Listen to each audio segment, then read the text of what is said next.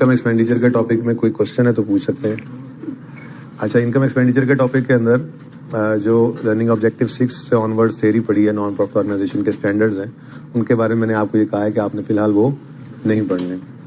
तो मैं आपको रिवीजन क्लास में बता दूंगा उसमें से कुछ पढ़ना है या नहीं पढ़ना है, या क्वेश्चन करना है मजीद, तो वो हम इंशाल्लाह आखिरी क्लासेस के अंदर देख लेंगे। आवाज़ सही आ रही है सबको? हाँ भाई, आपको भी सही है। अच्छा जी, आज फिर ईपीएस का टॉपिक शुरू करते हैं, लेकिन कोई 40 मिनट्स की क्लास शायद हो सके। थोड़ी सी तबीयत नासाज है मेरी, ठीक है जी, ओके। लेकिन कुछ पढ़ाए ना, नहीं जो पढ़ा जा सकता वो तो पढ़ाए। भाई किसी के पास है? ऑन कर दें यार इसी। अच्छा जी, ईपीएस का टॉपिक स्टार्ट करते हैं जी, अर्निंग्स पर शेयर। लेकिन वो स्टार्ट करने से पहले थोड़ी सी डिस्कशन मैं आपके साथ करना चाहूँगा। मिसाल के तौर पे हमारे पास, हम एक कंपनी है और हमारे पास 5,000 रुपया शेयर कैपिटल पड़ा हुआ है। फेस वैल्यू हर शेयर की 10 रुपये है, ठीक है। ज़रूरत पड़ी पैसों की, ओनर घर से लेके आए होंगे वो पैसे, ठीक है ना, जिससे बिजनेस चल रहा है। बिजनेस को मजीद पैसों की ज़रूरत पड़ी। हमें भाई नज़र आ रहा होगा ना सब बच्चों को, थोड़ा सा जूम इन कर सकते हैं आप, सिर्फ इधर वाली साइड ही आपने दिखानी है बोर्ड की फिलहाल। बिजनेस को और पैसों की ज़रूरत पड़ी तो बैंक से जाकर उन्होंने लोन ले लिया 1,200 रुपये का, ठीक है जी, और बिजनेस को उस पर 10% इंटरेस्ट पे करना पड़ रहा है, जिसको हम फाइनेंस कॉस्ट कहते हैं, ठीक हो गया।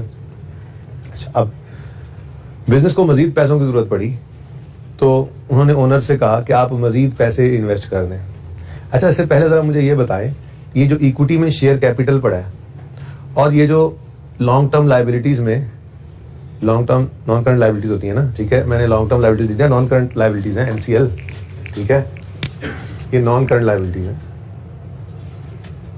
तो नॉन करंट लाइबिलिटीज़ में ये जो लॉन्ग टर्म लोन पड़ा है 1,200 का, ये, और ये जो इक्विटी के अंदर 5,000 का शेयर कैपिटल पड़ा है, ये, इन दोनों में क्या फ़र्क है बता सकते हैं?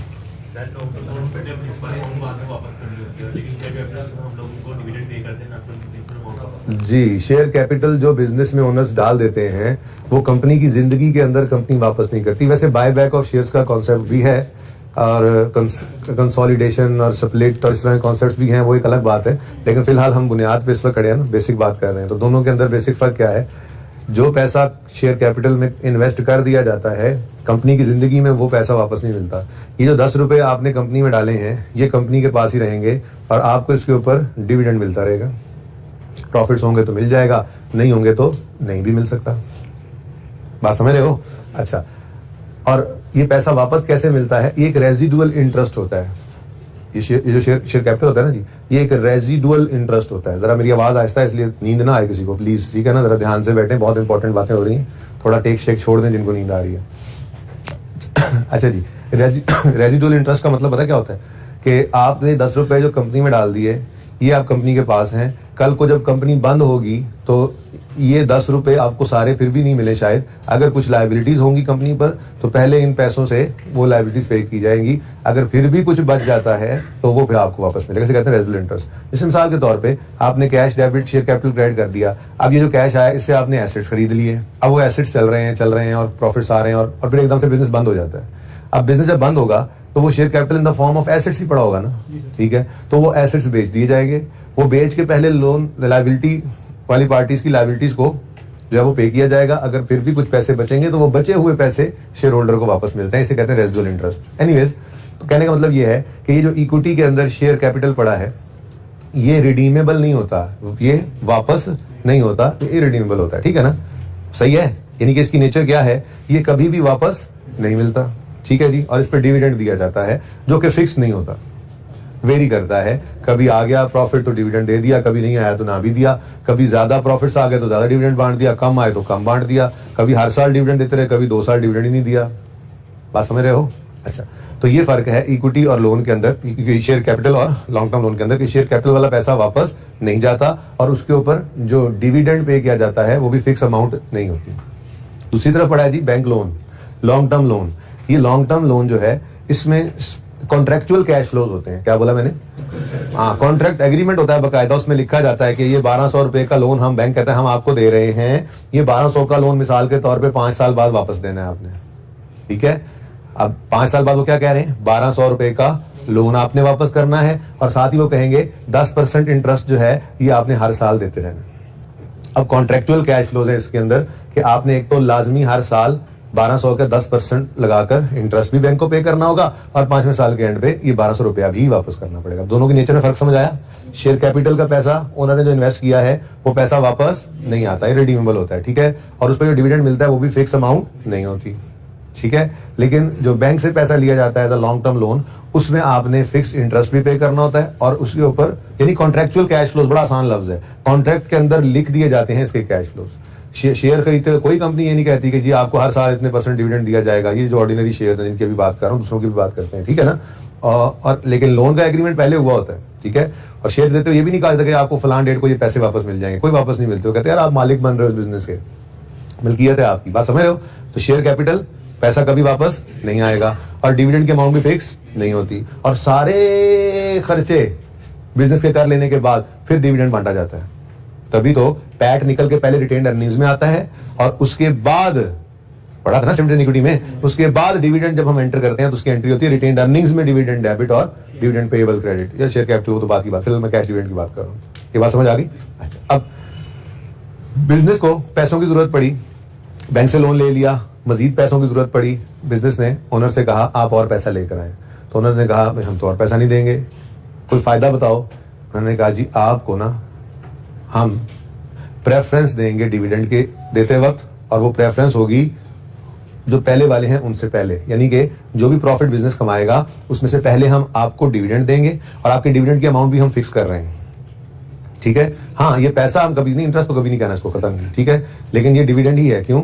क्योंकि वो साथ ही ये कह देंगे कि जी देखें ये पैसा अब आपको वापस कभी नहीं मिलना, हाँ सारी जिंदगी ये पैसा आपका इस्तेमाल करेंगे, लेकिन एक आपको गारंटी दे सकते हैं, आपका किचन चलाते रहेंगे, आपको मिसाल के तौर पे 10% जो है वो 12% या 8% कोई एक परसेंटेज फिक्स कर देंगे, ये डिविडेंड आपको मिला करेगा, और ये डिविडेंड आपको वो पुराने ऑर्डिनरी मैंगो शेयर होल्डर से पहले देकर अगर कोई प्रॉफिट बचा तो फिर उनको कुछ मिला करेगा, ठीक है। तो एक ऐसा शेयर कैपिटल हमने इशू किया, ठीक है, जिसको कह तो हम इररिडीमेबल रहे हैं। क्या मतलब? इररिडीमेबल, ये जरूरी है लिखना, इररिडीमेबल है, लेकिन है कौन सा share capital? Preference share capital, ठीक है जी। इधर देखो, ये कौन सा था? ऑर्डिनरी मैंगो शेयर होल्डर हैं, ठीक है, ऑर्डिनरी शेयर कैपिटल, और ये कौन सा है जी? Preference share capital. लेकिन ये कौन सा है? इररिडीमेबल है, इस पे परसेंटेज कोई ना कोई फिक्स कर दी जाती है, जैसे इस तरह से, जैसे मिसाल के तौर पर बोला कि जी हम कहते हैं जी 12% आपको डिविडेंड मिला करेगा, और चूंकि आप प्रेफर्ड शेयर होल्डर हैं, आपको प्रेफरेंस शेयर कैपिटल, आपको प्रेफरेंस दी जाएगी ऑर्डिनरी शेयर होल्डर्स पे, ठीक है। इन शेयर्स की भी फेस वैल्यू होती है, जाहिर सी बात है, वो कहेंगे जी 10 वाला शेयर है, 10 का 12 का इस तरह से दिया जाता है, ठीक है ना। तो ये बात समझ आई है? इररिडीमेबल का मतलब समझ आ रहा है?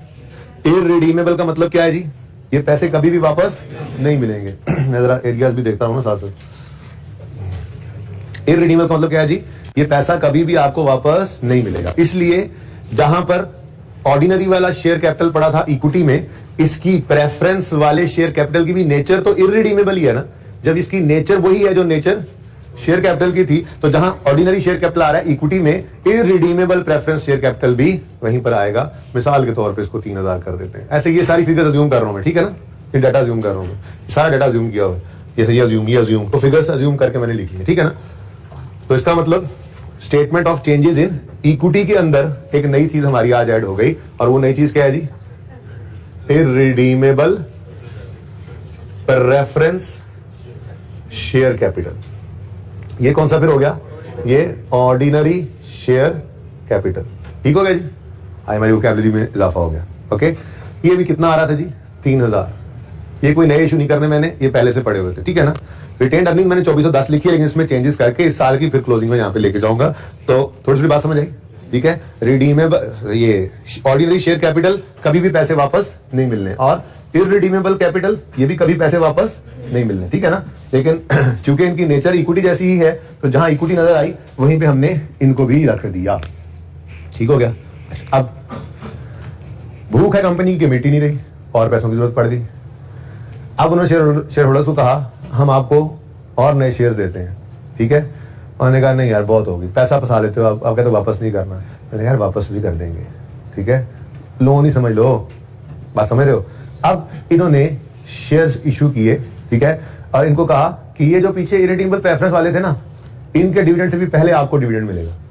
यानी हम बैंक से तो जाहिर है आपको पहले नहीं कर सकते, वो तो बाहर के लोग हैं, लेकिन घर के अफराद में सबसे पहले आपको डिविडेंड मिलेगा, उसके बाद फिर इरिडीमेबल वाले प्रेफरेंस वालों को मिलेगा, फिर अगर कुछ बच गया तो वो ऑर्डिनरी वालों को मिलेगा, ठीक है। लेकिन चूंकि ये पैसे कल को वापस जाने हैं तो इनकी नेचर लाइक लोन है, तो इसको नॉन करंट लायबिलिटीज में लिखेंगे। कोई परसेंटेज इसके ऊपर भी डिविडेंड की फिक्स भी होती है, ठीक है जी। और हम उसको बस कहेंगे क्या, ये कौन से हैं, रिडीमेबल प्रेफरेंस शेयर कैपिटल, ठीक है।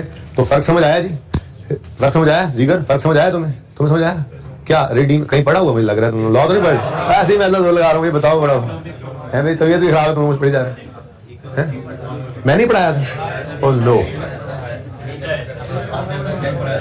भाई पढ़ाया था या नहीं पढ़ाया था, यहां मैंने पढ़ाना है दोबारा।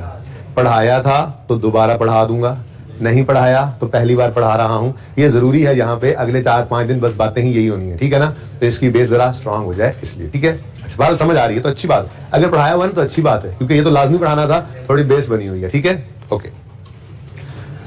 अच्छा जी कुछ जूम कर लो, ऐसे ही फिगर 1200 कर लो, 800 रुपए, ठीक है। अब सिर्फ ये देख लो, रिडीमेबल है मतलब वापस हो जाने वाला शेयर कैपिटल है, it is just like loan, ठीक है। तो जहां लोन दिखा वहीं ये रिडीमेबल प्रेफरेंस शेयर दिखा। इररिडीमेबल है तो it is just like share capital equity, ये डेट है, ये इक्विटी है, ठीक है, it is just like equity. तो जहां पे दूसरे शेयर्स पड़े थे इक्विटी में, वहीं पर इनको रख दिया। बस फर्क क्या है, फर्क ये है कि सबसे पहला नंबर तो बाहर के लोगों को पेमेंट की जाएगी, फिर रिडीमेबल वालों को, ठीक है जी, फिर इरिडीमेबल वालों को, और फिर बेचारे ऑर्डिनरी वालों को। अगली बात मुझे ये बताओ, ये डिविडेंड जो ऑर्डिनरी शेयर कैपिटल वालों को मिलता है, ऑर्डिनरी शेयर होल्डर्स को मिलता है, आम मैंगो शेयर होल्डर्स को मिलता है, ये डिविडेंड कहां पे नजर आता है? रिटेन्ड अर्निंग्स में, स्टेटमेंट इक्विटी में, रिटेन्ड अर्निंग्स में, ठीक है। तो जो उन्हीं जैसा प्रेफरेंस है तो वो भी इक्विटी ही ना, इसका डिविडेंड भी कहां जाएगा? रिटेन्ड अर्निंग्स में। फर्क सिर्फ क्या पड़ जाएगा? फर्क सिर्फ ये पड़ जाएगा कि आप पहले डिविडेंड दोगे प्रेफरेंस वालों को, ठीक है, तो डिविडेंड मिलेगा इररिडीमेबल प्रेफरेंस शेयर कैपिटल वालों का डिविडेंड आएगा पहले, ये बात समझो। इसको प्रेफरेंस डिविडेंड भी कहते हैं, बल्कि यूं जरा शॉर्ट हो जाएगा, क्या कहते हैं जी इसको? Preference dividend. प्रेफरेंस डिविडेंड किसका प्रेफरेंस डिविडेंड है जी? इररिडीमेबल प्रेफरेंस शेयर कैपिटल का। बात समझ गए? ये बात समझे हो? उसके बाद यहां से ये माइनस होने के बाद, परसेंटेज अभी लिख लेते हैं फिगर, ठीक है, यहां पे माइनस होने के बाद अगर कुछ बच गया तो वो फिर ऑर्डिनरी डिविडेंड होगा। जाहिर है ऑर्डिनरी शेयर होल्डर्स को, मैं तो इसका आगे नाम लिखना भी पसंद नहीं कर रहा, ऑर्डिनरी डिविडेंड, ये बेचारों को एंड पे मिलेगा। लॉजिकल सीक्वेंस समझते रहो। लोन का इंटरेस्ट, अच्छा एक और चीज यहां पे आती है, रिटेन्ड अर्निंग में क्या आया करता है आपको पता है? प्रॉफिट आफ्टर टैक्स आता है ना, ठीक है। तो प्रॉफिट आफ्टर टैक्स हमारा जो यहां पर आएगा उसमें से already interest on loan minus हो चुका होता है, ठीक है ना। अच्छा अब यहां पर फाइनेंस कॉस्ट में जो सेल से चलते हैं यहां पे हम इंटरेस्ट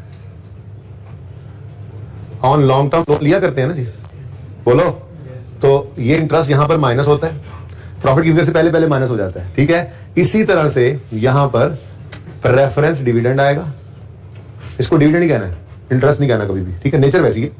और ये किसका होगा जी? रिडीमेबल प्रेफरेंस शेयर कैपिटल, ठीक है। टैब जरा नीचे लिख लें, फिर वर्किंग भी कर लेंगे ऊपर, अभी फिगर्स भी लिखनी है। प्रेफरेंस शेयर कैपिटल नाम का ही, हाँ जी सही फरमा रहे हैं आप, यार जगह थोड़ी सी कम है, चलो हो जाएगा मैनेज इंशाल्लाह। Preference dividend redeemable preference share capital, अब वर्किंग हो जाएगी। सही है जी, कुछ लॉजिक समझ आ रही है?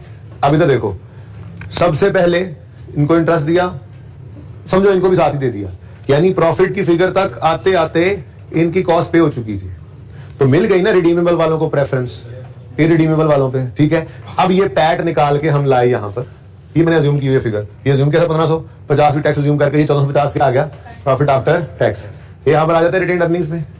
अब ये जहां पे पहुंचेगा, अब इसमें से भी इन बेचारों कहेंगे चलो पीछे खड़े हो जाओ, चलो चलो पहले प्रेफरेंस डिविडेंड दिया जाएगा इरिडीमेबल वालों को, इनको बांटने के बाद जो कुछ बचा तो वो ऑर्डिनरी वालों को मिलेगा, ठीक है, बात समझे हो। चलो अब मैं तो कहता हूं फिगर्स भी लिख ही लेते हैं, सारा कुछ तो आ ही गया यहां पर। अगर लॉन्ग टर्म लोन पर 10% इंटरेस्ट देना है तो यार ये ब्लू मार्कर को नहीं आज, अच्छा इधर कितना है लोन, इंटरेस्ट रेट क्या है 12%, कितना आ गया इंटरेस्ट 10% है, तो 10% लिख लें 120 आ गया, ये 120 का expense, interest expense finance cost नजर आएगा, ठीक है। उसके बाद 8% रिडीमेबल वालों को भी डिविडेंड देंगे, लिखेंगे तो उसको डिविडेंड, ठीक है, लेकिन फाइनेंस कॉस्ट नजर आएगा, इंटरेस्ट नहीं लिखना, लिखना डिविडेंड ही है, होम द इंटरेस्ट ही है वैसे जी। अब कितना है जी 800 इंटू 8% 64, तो देख लो मैंने, ओ यार मैंने तो रिडीमेबल प्रेफरेंस का यहां पे खाना ही नहीं बनाया, खाना खराब हो आपका अगर इधर खाना बनाओ आप तो, और इधर रिडीमेबल नहीं आते, वो लायबिलिटी में पड़े हैं, ये statement of changes in equity है, इसमें रिवैल्यूएशन सरप्लस का कॉलम आता है, वो भी यहां नजर आया करता था, इसमें रिटेन्ड अर्निंग्स आती हैं यहां पे नजर आया करती, इसमें जनरल रिजर्व्स आते हैं वो यहां पे नजर आया करते थे, इसमें शेयर प्रीमियम नजर आता है जो यहां पे नजर आया करता था, इसमें अब इरिडीमेबल प्रेफरेंस शेयर कैपिटल आता है जो यहां पे नजर आया करता, ठीक है ना, तो कॉलम बनाना ही नहीं था। ओके हाँ भाई ठीक हो गया, ये वो सारी फिगर्स निकलते निकलते निकलते ये दो तीन चीजें माइनस हुई तो, और ये 1500 आ गया, ये 1500 से 50 और माइनस हुआ, ये 1450 आ गया, ये 1450 निकल के यहां पर गया। अब प्रेफरेंस वाले आ गए, हमारा डिविडेंड निकालो, हमने कहा जी ठीक है भाई, क्या जो हुआ है 3000 रुपए पर 12%, क्या आंसर आता है जी, हाँ इसमें से 360 और निकल गया, और अब कहेंगे हाँ भाई आ जाओ ordinary dividend, ordinary people, ordinary dividend सबसे एंड पे आया, ठीक है जी, कितना भाई, कितना शेयर कैपिटल है 5000, और इस पे जो भी रेट दिल करेगा लगा दिया जाए, ठीक है 500 करना है, 10% ऑलरेडी मौजूद है। अच्छा तो अब एक उसूल लिख लें, फिगर पूरी कर लेते हैं, उसूल लिख लें, उसूल लिखें, बल्कि पहले एक बार रिवाइज करें, उसूल बाद में लिखें, पहले एक बार रिवाइज कर लें सारी बात। इरिडीमेबल प्रेफरेंस शेयर कैपिटल जो होता है, इरिडीमेबल प्रेफरेंस शेयर कैपिटल जो होता है वो बिल्कुल इक्विटी की तरह से ही है, इसलिए जहां ऑर्डिनरी शेयर कैपिटल आएगा वहीं इरिडीमेबल कभी ना वापस होने वाला शेयर कैपिटल आएगा, ठीक है। फर्क सिर्फ ये है कि एक तो इसका डिविडेंड रेट फिक्स होगा, देखो मैंने फेस पर ही लिख दिया 12%, जबकि ऑर्डिनरी शेयर होल्डर्स के साथ मैंने जान के भी वो नहीं लिखी फिगर, कोई भी रेट लिख लेंगे, वो अज्यूम कर लेंगे, ठीक है, वो कोई भी हो सकता है, वो 5% होता है, 10% होता है, 15 होता है, 20 होता है, 25 होता है, 30 हो सकता है, जो मर्जी दिल में आए, जितना मर्जी दिल में आए, सिफर भी हो सकता है, वो फिक्स नहीं था। लेकिन इनसे हमने कहा आप आए और पैसे दें, हम आपको प्रेफरेंस देंगे, और 10% 12% आपका फिक्स, पहले आपको मिलेगा प्रॉफिट्स में से डिविडेंड, सब लोगों को बांटने के बाद ना जो पैट आता है उस पैट में से पहले आपको बांटेंगे हम डिविडेंड, और फिर जो बचेगा वो ऑर्डिनरी शेयर होल्डर्स को बांटा जाएगा, ठीक है। तो ये बिल्कुल शेयर कैपिटल जैसा है, तो वहीं पर नजर आ रहा है ऑर्डिनरी शेयर कैपिटल जैसा है, प्रेफरेंस शेयर कैपिटल भी ऑर्डिनरी जैसा ही है, बस प्रेफरेंस दी जाती है डिविडेंड के वक्त, और चूंकि ये इरिडीमेबल है तो इक्विटी में ही नजर आया, और इसका डिविडेंड भी सेम इक्विटी में रिटेन्ड अर्निंग्स से माइनस हुआ, बस प्रेफरेंस है, नंबर इसका पहले है ऑर्डिनरी वालों से, ठीक है। अब आते हैं रिडीमेबल की तरफ। रिडीमेबल प्रेफरेंस शेयर कैपिटल जो है वो जस्ट लाइक लोन है, ठीक है, तो उसको जो डिविडेंड दिया जाता है वो फाइनेंस कॉस्ट में नजर आता है, क्लियर है ये बात। चलो अच्छा ऐसे अज्यूम कर लो, अब ये अज्यूम कर लो, अब ये कहीं लिखा नहीं, देखो यहां मैंने 12% ये वाला लिखा, यहां मैंने 10% ये वाला लिखा, कॉन्ट्रेक्चुअल कैश फ्लो से, यहां मैंने 8% ये वाला लिखा, यहां पे ऐसे ही 20% अज्यूम कर ले, 20% अज्यूम, ये क्या किया मैंने, ये अज्यूम किया, वो सब उठाकर लिख लिए थे जो लिखे हुए थे पहले, ठीक है ना, तो ये भी अज्यूम कर लें, कितना आ गया भाई 1000 रुपए ही बांट दिया है, चलो कोई बात नहीं, प्रॉफिट जो बड़े आए, ठीक है। अच्छा ओपनिंग बैलेंस जी, तो क्लोजिंग बैलेंस ये जरा आगे आ गया है, ऑर्डिनरी शेयर कैपिटल इधर आ रहा था, पता है ना, इधर ही कर देते हैं यार। 5000 इंटू 20%, ये मैंने क्या कहा, मैंने अज्यूम किया ये, क्योंकि ये फेस पे लिखा हुआ नहीं था ना, वो थोड़ी उठा सकते हैं। ठीक हो गया जी, चले। तो क्लोजिंग बैलेंस शेयर कैपिटल का कितना आ गया जी? 5000, ये 2500 और ये 3000। ठीक है, तो असल कहानी ये थी, ये ओपनिंग थे। ठीक है जी, पुराने साल कोई नया ऑर्डिनरी शेयर कैपिटल इशू नहीं किया, कोई नया प्रेफरेंस शेयर कैपिटल इशू नहीं किया। पुराने साल 1450 का प्रॉफिट आया। वो कैसे आया? इंटरेस्ट भी उसमें से माइनस हो चुका है, रिडीमेबल प्रेफरेंस शेयर्स का डिविडेंड भी माइनस हो चुका है, और ये 1450 में से टैक्स वालों को, गवर्नमेंट को टैक्स भी दे चुके हैं। अब सब कुछ दे चुकने के बाद 1450 यहाँ पे आया, तो फिर इसमें से प्रेफरेंस इररिडीमेबल वालों का प्रेफरेंस डिविडेंड माइनस किया, और फिर बेचारे ऑर्डिनरी शेयर होल्डर्स को डिविडेंड दिया, तो क्लोजिंग हमारे पास क्या आ गया? 2500। अब ये आपको पता है उठकर इक्विटी के फेस पे जाया करती थी, तो ये 5000 क्लोजिंग आएगा ना, ये 2500 और ये 3000। ठीक है, हाँ जी, लग नहीं रहा इररिडीमेबल वाले यार, कह सकते हो कि आप भी खरीद सकते हो जाके। ये लोन की तरह से होता है, जिस तरह लोन नोट्स, डिबेंचर्स, ये एक चीज है, कंपनी ने लोन ही रेज किया होता है, इसको ओनर नहीं कहा जा सकता, लेंडर्स होते हैं। मैं से आप इररिडीमेबल की बात कर, इसको नोट कर लें। समझ आता है? समझ आता है? बोलो। एक एक चीज समझ आनी चाहिए ताकि इस टॉपिक में फिर कंफर्टेबली हम चलते रहें। ठीक है,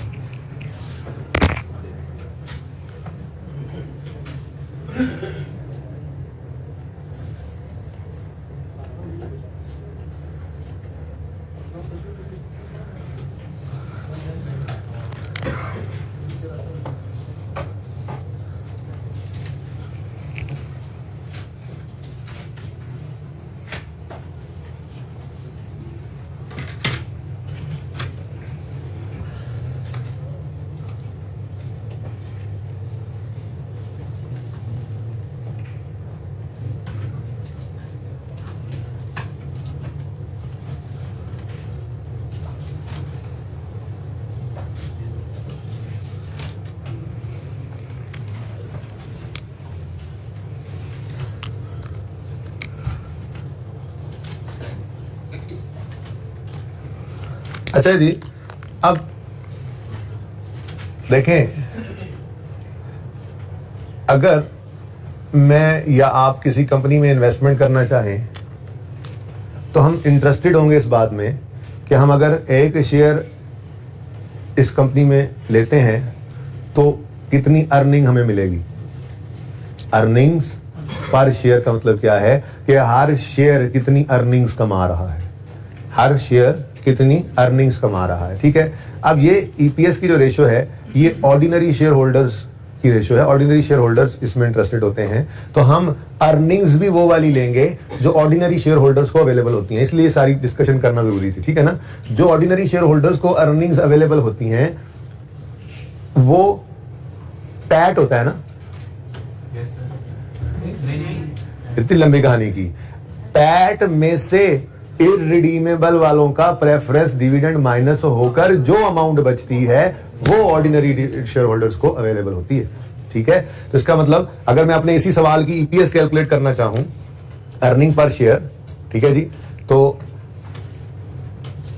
अर्निंग पर शेयर निकालने के लिए मैं कहूंगा जी 1450 तो था प्रॉफिट आफ्टर टैक्स। ठीक है जी, इसमें से भी हमें प्रेफरेंस डिविडेंड माइनस करना है, किसका? इररिडीमेबल वालों का, इररिडीमेबल प्रेफरेंस डिविडेंड भी कह सकते थे आप। ठीक है ना जी, तो उसके बाद जो बचा खुचा प्रॉफिट होगा उसको हम नंबर ऑफ शेयर्स पर डिवाइड करेंगे, और वो शेयर्स भी कौन से होने हैं? ऑर्डिनरी वाले, क्योंकि अब ये प्रॉफिट भी कौन सा है जो अवेलेबल है? ऑर्डिनरी शेयर होल्डर्स को। ठीक है जी, ओके, तो जरा चेक करते हैं जी ईपीएस क्या आ रही है हमारी। 1450 का हमारा प्रॉफिट आफ्टर टैक्स था, लेकिन इसमें से भी 360 रुपए अभी इन विचारों को मिलने वाले नहीं। ठीक हो गया, बाकी नंबर ऑफ शेयर्स कितने हैं? भाई 5000 शेयर कैपिटल है, जिसने 500 बोला बिल्कुल ठीक बोला, ठीक है जी। नंबर ऑफ शेयर्स निकालने होते हैं हमने, ठीक है। और मजे की बात बताऊं तो weighted average number of shares निकालने होते हैं, खाली नंबर ऑफ शेयर्स नहीं होते। लेकिन चलो फिलहाल पहला सवाल है ना, तो नंबर ऑफ शेयर्स बता दो। नंबर ऑफ शेयर्स 500, ठीक है जी, क्योंकि 5000 आपको ऑर्डिनरी शेयर कैपिटल में 5000 रुपए नजर आ रहे हैं। ₹500, ₹5000 के शेयर कैपिटल है, हर शेयर 10 रुपए का है, तो नंबर ऑफ शेयर्स कितने हैं? 500। तो फिर ईपीएस अर्निंग पर शेयर मेरी क्या आती है? 2.18 रुपीज 2.18, ठीक है जी। हम क्या कह रहे हैं जी, अगर एक शेयर आप यहां खरीदेंगे तो हर शेयर यहां पर आपको 2 रुपए कमा के देगा, 2.18 रुपए। तो कंपनी की परफॉर्मेंस चेक कर रहे हैं।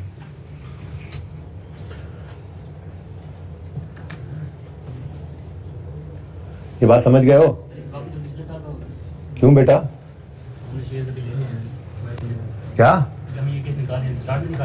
नहीं, साल के एंड पे निकालेंगे।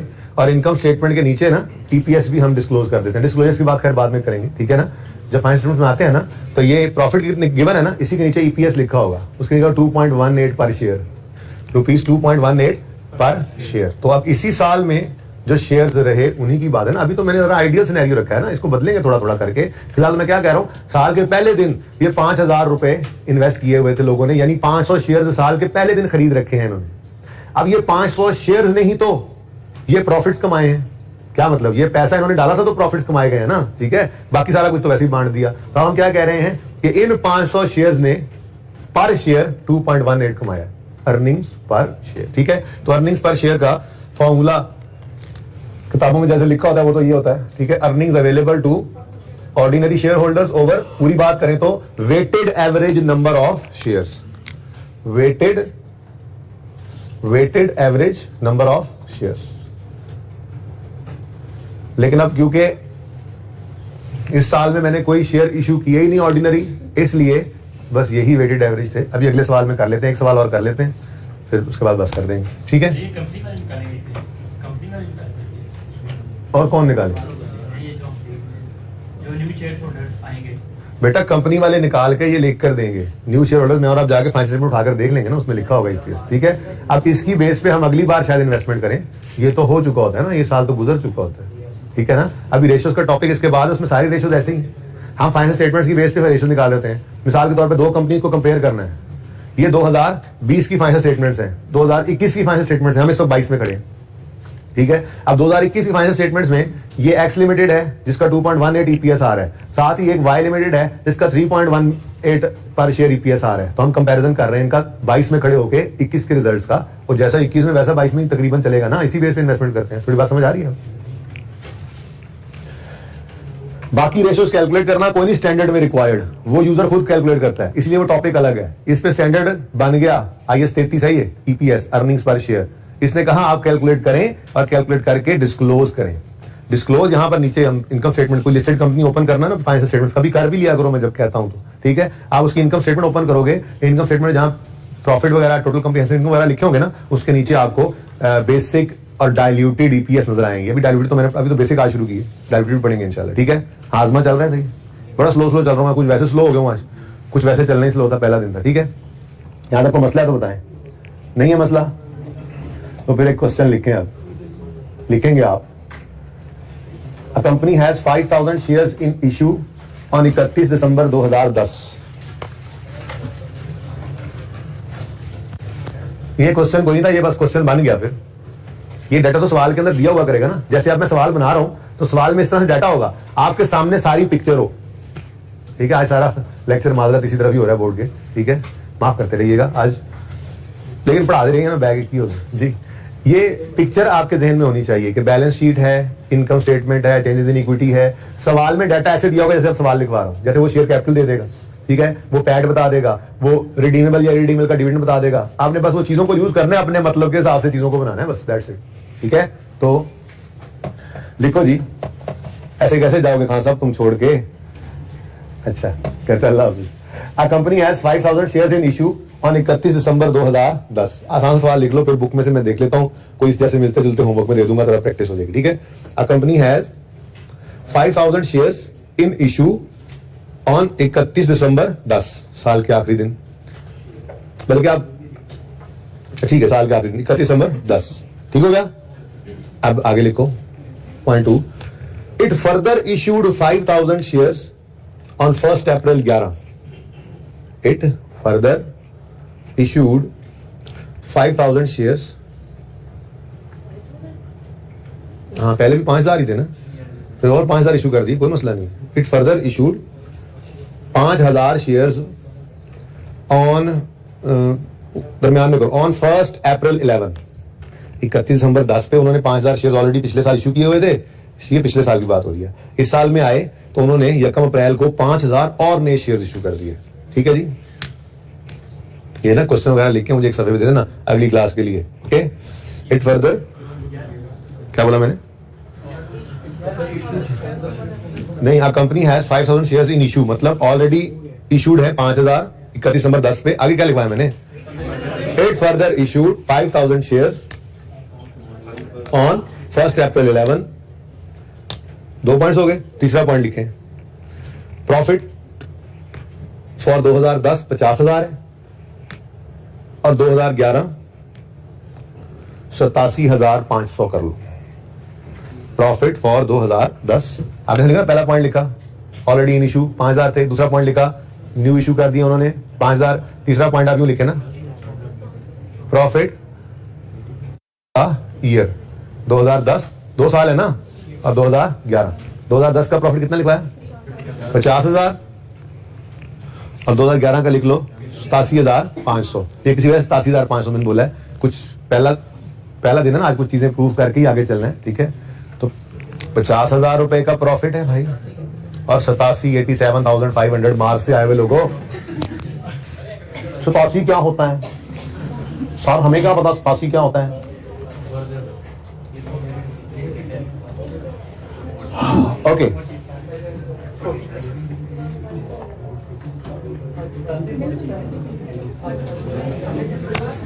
ये समझ आ गया जी। अच्छा अब जी आगे देखें प्लीज, ये मैं बता दूं ना अब भाई, ये नजर आ रहा है कोना सबको, बच्चों इधर प्लीज जरा ध्यान से जी। जी बेटा, क्वेश्चन समझ आ गया है, अभी क्वेश्चन लिखवाया है, रिक्वायरमेंट लिख लो, रिक्वायरमेंट तकलीफ हो रही है, रिक्वायरमेंट लिखो, कैलकुलेट ईपीएस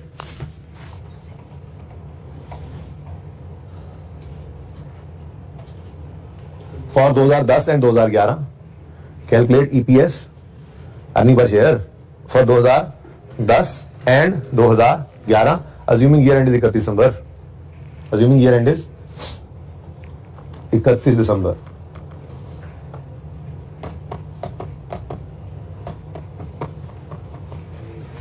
तो 2010 है और 2011 है, ठीक है।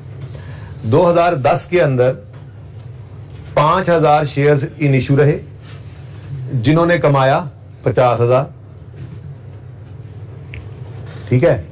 और 2011 में 5 जमा 5 शेयर्स यानी 10 शेयर्स इशू हुए और इन्होंने पूरे साल में कमाया 87,500। Am I right? I am not right. मैंने क्या बोला आपने गौर ही नहीं किया। फिर सुनो, यहां फिर सुन लो, मैंने कहा 2010 में 5,000 शेयर्स ने 50,000 कमाया, ठीक है। 2011 में 10,000 शेयर्स ने 2011 में 87,500 कमाया। मसला यह है कि 11 के अंदर 5,000 तो चलो पूरा साल कमाते रहे, जो अगले 5,000 हैं उन्होंने पूरा साल तो नहीं इन कंट्रीब्यूशन किया इन शेयर्स के अंदर, ठीक है ना। अब अगर मिसाल के तौर पे मैं ईपीएस निकालूं थोड़ी देर के लिए, जरा ईपीएस निकाल लेते हैं वैसे ही, ठीक है ना। 2010 की जैसे मैंने पहले गलत वाली बात की वो, तो 50,000 बटा 5,000 क्या आता है जी, ₹10 पर शेयर। और ईपीएस 2011 की मैं कहता हूं जी 87,500 बटा 10,000, थोड़ी देर के लिए कह देते हैं, कितना आ गया ₹8 अब देखने वाला क्या कहेगा, लो जी कंपनी की परफॉर्मेंस तो डिटीरियोरेट कर गई, कंपनी की परफॉर्मेंस तो डिटीरियोरेट कर गई, ठीक है। ये तो परफॉर्मेंस इनकी गिर गई है। असल कहानी ये नहीं थी, असल में आपने यहां पर 10,000 शेयर्स नहीं लेने थे डिनोमिनेटर के अंदर। 10,000 क्या 10,000 के 10,000 शेयर्स पूरा साल अर्निंग में कंट्रीब्यूट करते रहे हैं। इसीलिए तो यहां पर फॉर्मूला में क्या लिखा हुआ है, weighted average number of shares लेने हैं, weighted average number of shares लेने हैं, तो इसका मतलब ये शेयर्स निकालने के लिए हमें एक वर्किंग करनी पड़ा करेगी, ठीक है जी। वो वर्किंग है, हाँ जी वर्किंग 1 है, weighted average number of shares, ठीक है जी। ये वेटेड एवरेज यहां पर, अभी वो 10,000 को मैंने काट दिया, सही वाले को यहां पे लाके लिख दूंगा, ठीक है जी। तो वेटेड एवरेज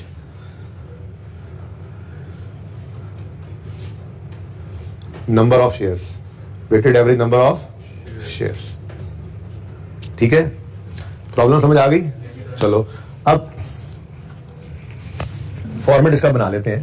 पहले मुझे बताओ कि ये 5,000 पुराने वाले तो पहले दिन भी मौजूद थे, आखिरी दिन भी हैं। मसला तो इन दूसरे 5,000 पे है कि ये यहां कहीं पर आए हैं 1 अप्रैल को, तो पहले 3 महीने तो इन्होंने कंट्रीब्यूट किया ही नहीं। क्या ख्याल है?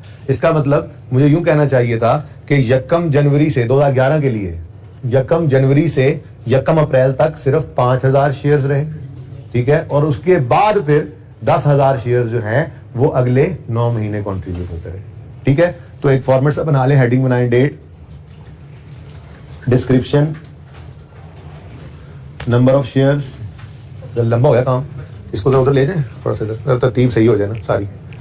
ये ऊपर वाला सवाल डिफरेंट है ना, प्लीज ये कहानी खत्म हो गई थी, लेकिन मैं मिटाना नहीं चाह रहा कि हो सकता है कुछ बच्चों ने पिक्चर लेनी हो एंड पे, ठीक है ना। तो मैं आज का क्वेश्चन नंबर, ये क्वेश्चन नंबर 1 था समझो, ठीक है ना। क्वेश्चन नंबर 2 जो आपको लिखवाया है उसके अंदर मैं ईपीएस निकालने लगा। 2010 में तो ईपीएस बड़े सुकून से निकल आई, 50,000 था ना, डिवाइडेड बाय, क्योंकि शेयर्स कोई और थे ही नहीं, ये शुरू से 31 दिसंबर वो कह रहे 31 दिसंबर पे इन इशू 5,000 थे, तो सिंपल 10 पर शेयर हमने निकाल लिया। लेकिन जब 2011 की ईपीएस निकालने लगे तो 87,500 कमाने में पूरे 5,000 शेयर्स, पूरा साल, ये पूरे साल का प्रॉफिट है, प्रॉफिट मैंने लिखा हुआ प्रॉफिट फॉर द ईयर 11, ये पूरे साल का प्रॉफिट है, ठीक है। तो क्या पूरे साल 10,000 के 10,000 शेयर्स ने कंट्रीब्यूट किया होगा? देखो शेयर्स कंट्रीब्यूट करते हैं अर्निंग्स कमाने में ना, पैसा बिजनेस में आता है तो ही अर्निंग्स कमा, वो पैसा इन्वेस्ट किया जाता है तो भी अर्निंग्स होती है ना, ठीक है। तो क्या पूरे का पूरा, ये समझ आ रही है बातों की? भाई तुम्हें बात समझ आ रही है? शक्ल ऐसे की ना तुमने जी, शक्ल ही ऐसे जी। तो ये पूरे 10 के 10,000 शेयर्स ने पूरा साल नहीं कंट्रीब्यूट किया इन अर्निंग्स के लिए, इसलिए हमें एक वर्किंग करनी पड़ेगी वेटेड एवरेज निकालने की, ठीक है। तो वर्किंग 1, वेटेड, आज पहला दिन है तो फिर weighted average number of shares,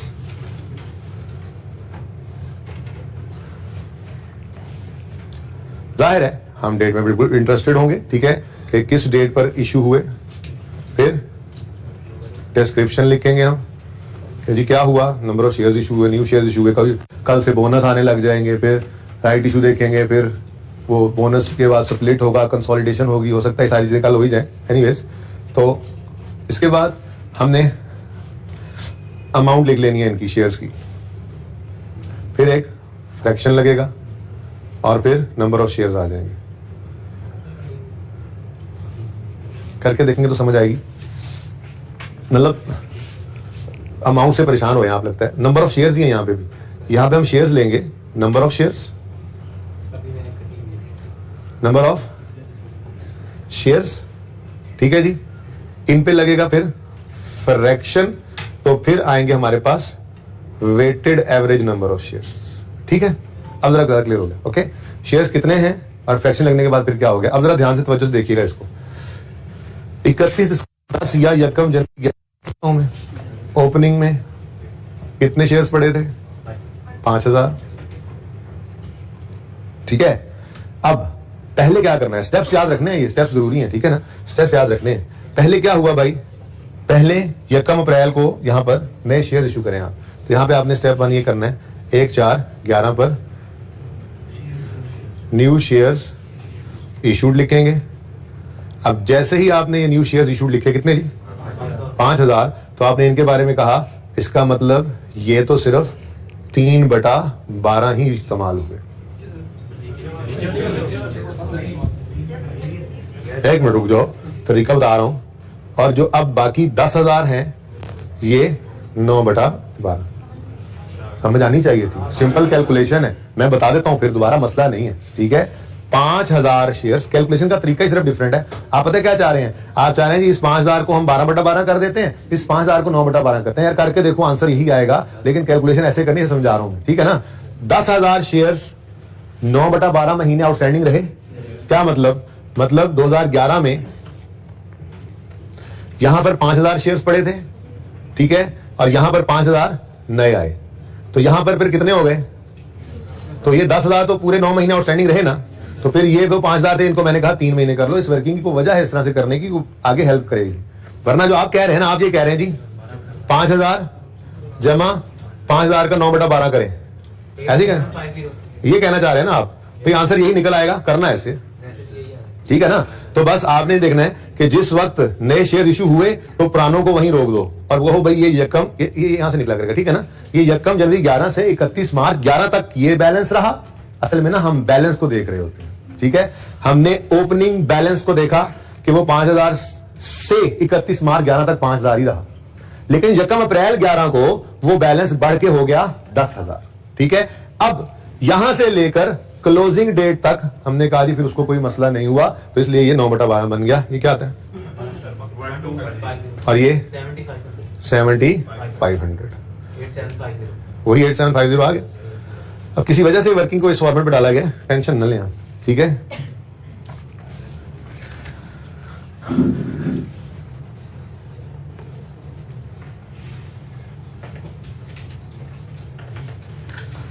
सही है जी। अगर लिखना चाहें कि क्लोजिंग डेट पर ये है तो फिर हम कहेंगे 1 अप्रैल से, या असल में ना बस आसान रखना जरा चीजों को। मैंने कहा सिर्फ आपने बैलेंस को देखना है। ओपनिंग बैलेंस इस दिन से पहले तक 5000 ही था, तो 5000 3 महीने तक 5000 रहा, फिर जमा 5000 10,000 हो गया, और उसके बाद कोई साल में चेंज नहीं आया, तो वो 10,000 अगले 9 महीने तक रहा, ठीक है। तो आंसर वही निकला है, तो इसको एक दफा हजम कर लो बस कि करना ऐसे है। बाकी कैलकुलेशन जो है ना वो इस तरह से करने के कुछ फवायद हैं आगे जाके जो मिलने हैं, इसलिए फॉर्मेट इस पे डाल दिया। ये नहीं कि पहले इस तरह करवा दें, जहां फंसे पे चेंज कर दें, एक ही तरीके से सवाल किया करते हैं, आपको बताएं, ठीक है। सही है जी। तो ले आओ भाई इधर 8750, आंसर क्या आ गया। असल में ये 87,500 मैंने सिर्फ इसलिए लिखवाया था, दरअसल ना कंपनी ने कोई ग्रोथ शो नहीं की। जो आपको नजर आ रहा था ना, एक साल से प्रॉफिट बढ़ के दूसरे साल में 87,500 हुए हैं, दरअसल ये ग्रोथ नहीं थी, ये कंपनी ने जस्ट अपनी परफॉर्मेंस को मेंटेन रखा था। अच्छा, लेकिन वेटेड एवरेज नहीं किया था, तो आप उल्टा परेशान हो गए थे। आपने कहा था उधर प्रॉफिट बढ़ रहे हैं, उधर ईपीएस कम हो रहा है। अजीब सी सिचुएशन बन गई थी ना, 10 से 11 तक जाते हुए प्रॉफिट बढ़ते नजर आ रहे हैं, और प्रॉफिट पर शेयर, अर्निंग पर शेयर कम होता नजर आ रहा है, तो परेशान हो गए। तो उस वक्त हमने देखा अच्छा, शेयर सारा साल कंट्रीब्यूट नहीं करते रहे, चेक कर लो, वेटेड एवरेज निकाल लिया। जब वेटेड एवरेज निकाल लिया तो पता लगा कंपनी जैसे थी वैसे ही है, कंपनी ने अपनी परफॉर्मेंस को मेंटेन रखा है, इंप्रूव कोई नहीं किया, ठीक है। तो लिख लो इस बात को, company has maintained it's performance, यूं लिख ले, company has not shown any growth but it maintained it's performance only. Company has not shown any growth performance, ठीक है। Company has not shown any growth but maintained it's performance. चलो अब इसकी थोड़ी सी practice हो जाए जरा जल्दी। शेयर स्प्लिट कंसोलिडेशन बोल देंगे जी, शुरू ही बात कल करेंगे, ठीक है ना, आज बोझ ना पड़े। अगला सवाल लिखो जल्दी से। A company has 30,000, ऐसी सवाल बनेगा। ये मुझे सवाल किसी बच्चे ने ना एक सफे पे अगली क्लास में जाने से पहले पिक्चर खींच के तो सफे पे लिख लेना ना, और फिर खींच के तस्वीर मुझे भेजना। क्लास तो नहीं है बाद में, तो फिर और दूसरा इस बोर्ड की एक पिक्चर भी भेज देना, ठीक है। कुछ मिटाया थी ना इस बोर्ड से मैंने ज्यादा। अच्छा लिखें जी, अगला सवाल क्वेश्चन 3 लिखें। Company has 30,000 shares in issue on यकम जनवरी 13। A company has 30,000 shares in issue on यकम जनवरी 13।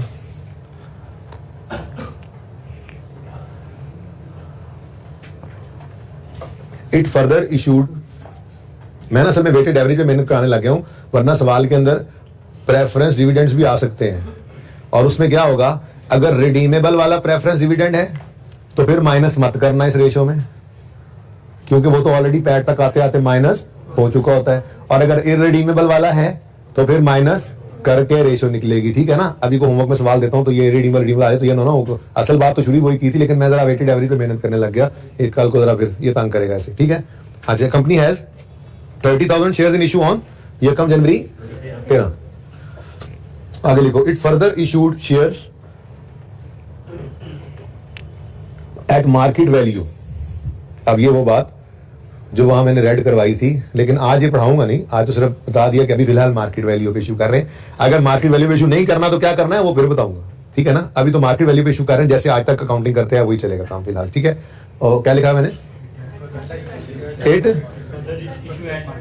Has further issued shares at market price on following dates, on following dates.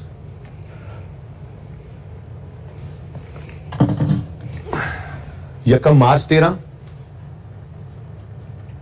12,000 shares, लिख लोगे या सवाल लिख दूं? लिख लो। यकम मार्च 13 12,000 शेयर्स, 12,000 शेयर्स। और यकम जून 13 15,000 शेयर्स, 15,000 शेयर्स, ठीक है।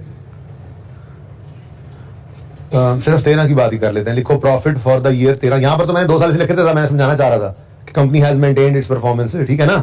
वेटेड एवरेज का कॉन्सेप्ट थोड़ा देना चाह रहा था। अब बस 1 साल की ईपीएस निकाल दो, तो कैलकुलेट ईपीएस ऑफ 2013 बता देता हूं। अज्यूमिंग लिखो यार, ऐसे लिखो, profit of 13 is equal to, मैं आगे लिखवा तो रहा था, नहीं माफी नहीं, profit for 13 is equal to 70,000, 70,000।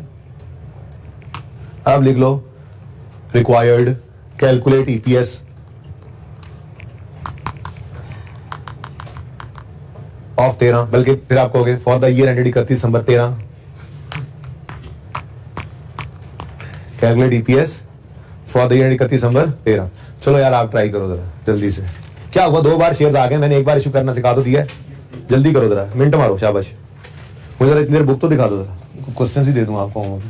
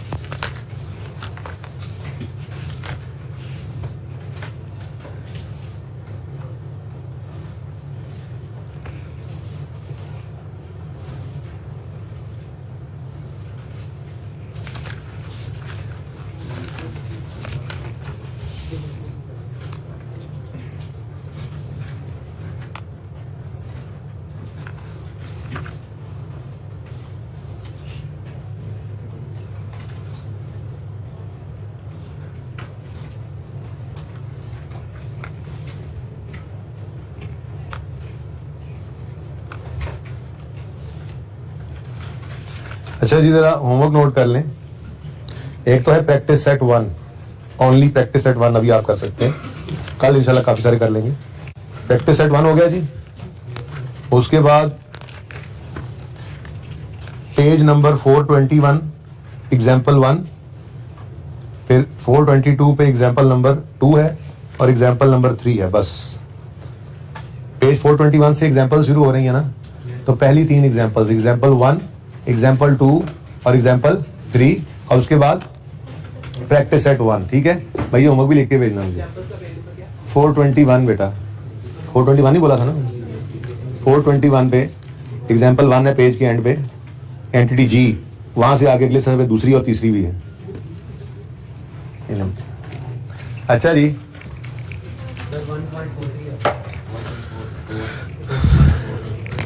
EPS निकालनी है 2013 की,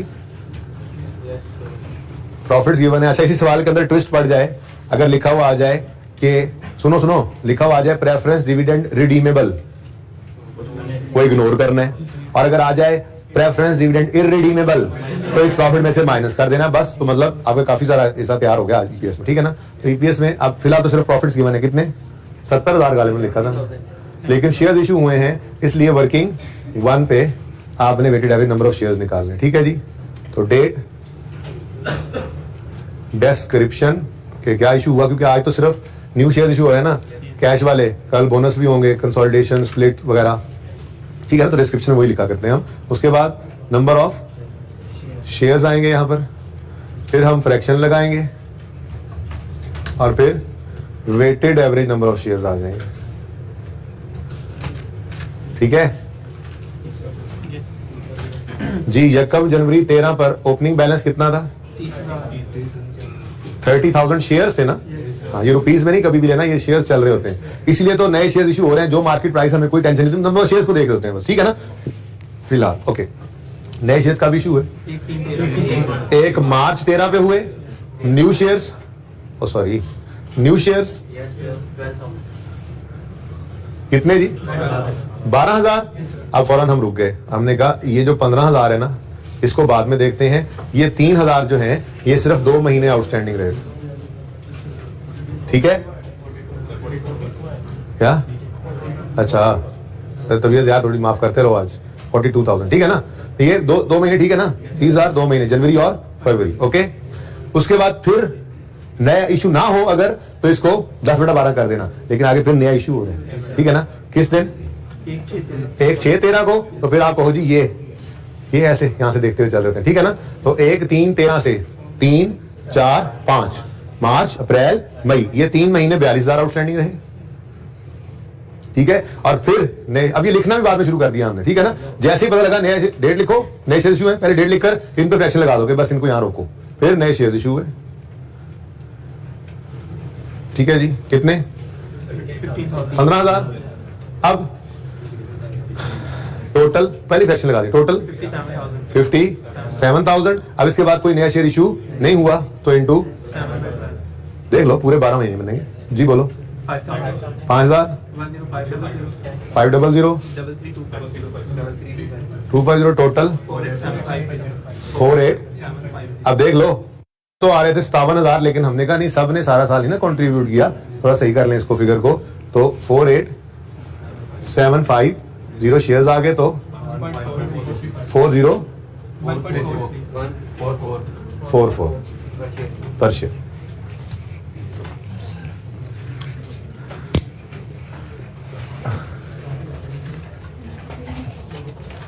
ठीक है जी।